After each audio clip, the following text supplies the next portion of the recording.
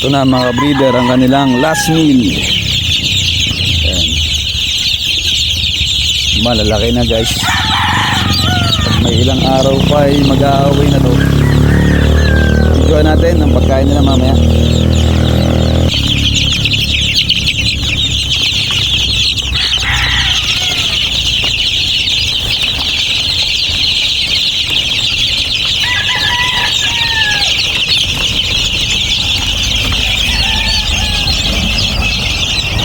Guys, kain na sila guys.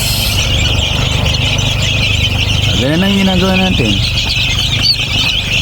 Katuka, palit painom, bigyan vitamins.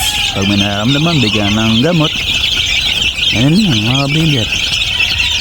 Bakuna sa tamang araw ng pagbabakuna. Diba? Sigla na.